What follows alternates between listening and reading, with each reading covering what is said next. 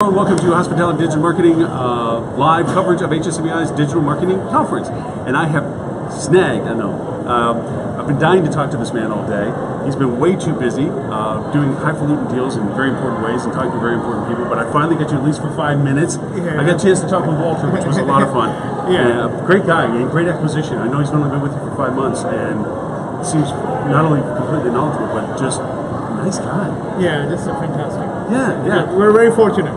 We had some fun conversation about one of the things that people don't really realize, or don't think they realize as much as they should, is to the investment that you had done, the long-term strategy you had done, about investing in replacing and having your own basic infrastructure for everything from beginning to end, so that you're not using other platforms. Not that you can't integrate with platforms, and I'm certainly don't want to speak forward, but just that you have literally built the entire ecosystem that you now operate within.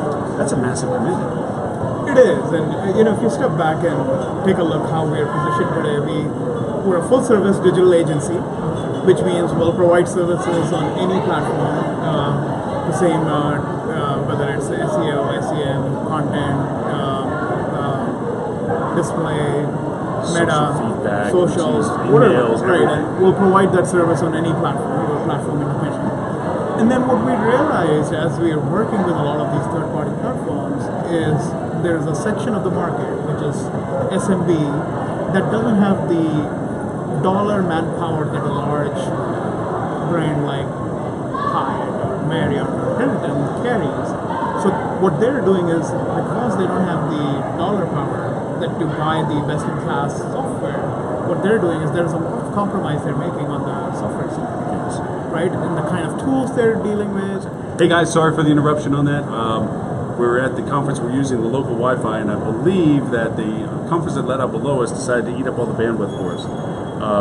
So with that, I mean to apologize. I don't know where we cut off, so if we somewhere like repeating ourselves, we apologize. If we missed something, we'll go back to it. But one of the things we were discussing was the fact that you're full spectrum service-wise, and I was thinking about the chronological timeline, that there was a time that you were using best-of-breed systems to integrate with what you were offering as services, and then you were slowly beginning to transition the software that you were using and replaced it with your own. And like I was talking with Walter, it's like, that's a huge, oh my gosh, because before, not to say that you ever did, but anybody that does this can kind of hide behind the functionality of the software. Like, oh, hey, that doesn't do that. We were using it for a certain thing. You're out in the open now. I mean, if your software doesn't do something, it's because you're the one that built it. So you're offering a massive service level that is pretty deep in comparison to a lot of people that are still offering other people's stuff.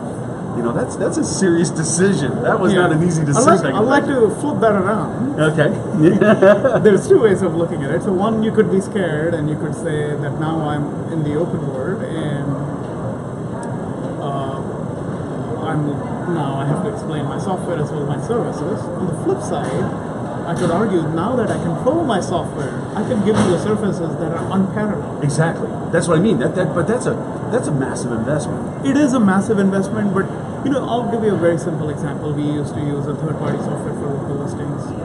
Anybody who's used Naptune will never go back to any other software. Uh-huh. It is so fantastic. So what I'm saying is, you could literally now anybody who's used Naptune would switch, right? Because what we found was when we were using third-party systems, the listings kept breaking, and you don't want your data to be broken out in the field, right, into the search ecosystem.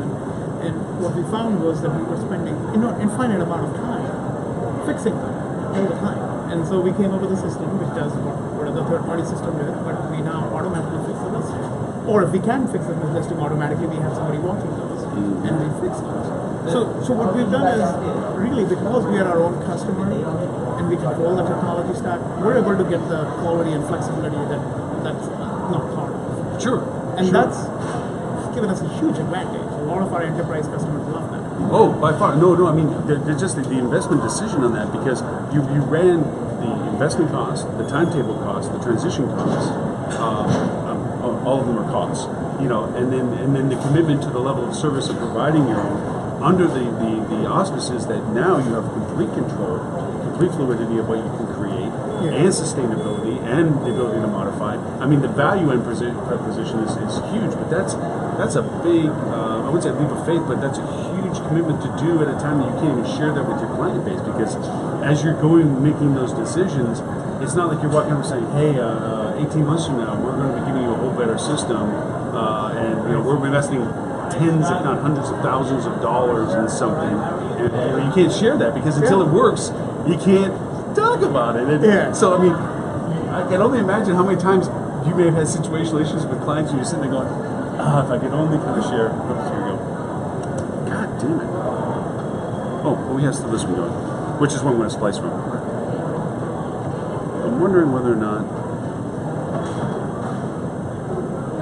So it's not a Wi-Fi issue. I don't think. I think it's disconnecting from that connection there, whether I've had it on too long or not. I just got to keep making sure that stays red. Yeah. So, but going back to the idea of the commitment level, it's like, that's.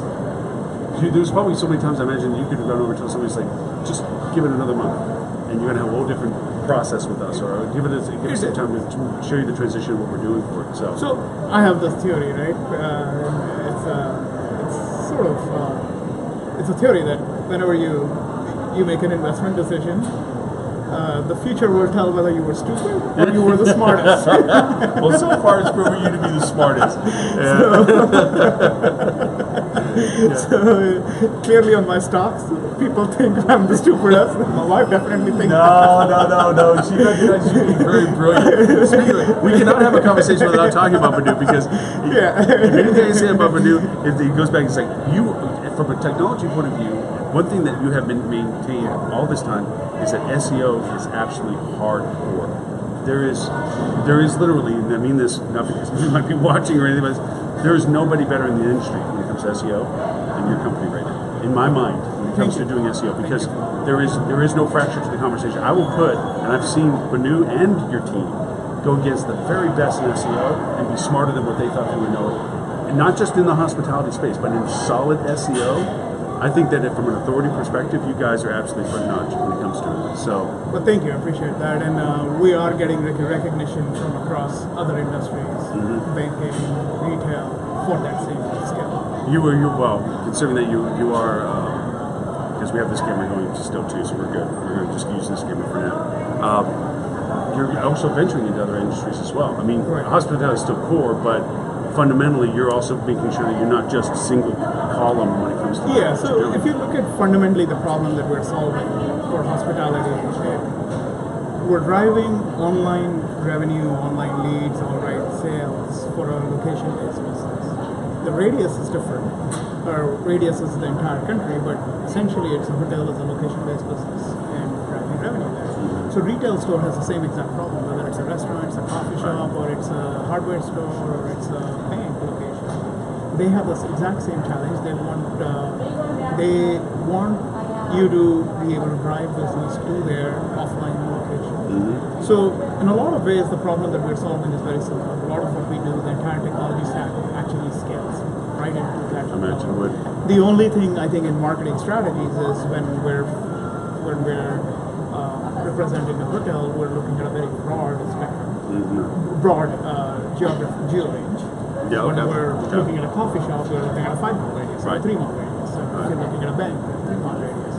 So I think that's the only difference. Other than that, it's very simple. Using product and getting Now, what's the long-term strategy for you all? I mean, I know diversification is still core solidness because you don't want all eggs in one basket. But how do you see? I mean, you basically created the entire ecosystem. I mean, do you see yourself expanding? I mean, obviously, other than what we're seeing at the new conference here, which is more affirmational. I mean, I'm not saying that I know everything. I don't think everybody here says they know everything, but a lot of times coming to conference is really great in affirming what you believe is what you're thinking is going on, trends and so forth, and what have you. Where do you see some of this new transition stuff between the AIs, between the voice activations and so forth? So one thing which you mentioned earlier, but you talked about Binu, one thing that Milestone always does is stays at the leading edge, right? And which is what's defined us over the last 15 years. And if you look at what's happening with voice search or AI, it's really another form of search. Yes. Most people don't think that way, but we think of it, it's just instead of getting 10 links, I'm going to get single answer. So I better get it right with the search. Yeah, you have to be that answer. You have to be that answer. And if you're not that, so the degree to which technology is going to make a difference is even more important than it used to be 2 years ago. Because 2 years ago, if I was one of the 10 links, I was okay. Right. You still had a chance at getting the business. Yep. Now I have to be that Brazil answer. And I strongly, passionately believe some of the advances that we're testing well, we actually are the only company, hospitality company, other than Booking.com that actually has insights out. So today, we have 50 sites in development right now. Wow. Yeah. Wow. Yeah, so that's a lot larger than even the last time we had a chance to talk. That's huge. So we just and that's like a generation ahead. I mean, that's what I think our hotels need to do, right? So because one of the biggest realization, this is very interesting. Actually, you'll love this insight. And I'm going to add you to that mailing list. I get a investment report. I'm on a mailing list of an investment banker who invests in hospitality, tech, e-commerce. Wow. So I've been getting a lot of analyst reports on Booking.com and Expedia and TripAdvisor. And a common theme that I'm finding out, which is very interesting, is that a lot of those gains that these guys are seeing is on organic search. Really? So hotels, when you talk to our hotels, they often tell you, there is no way I can compete with the advertising power of Booking.com, and that's true. Right. You don't want to compete there.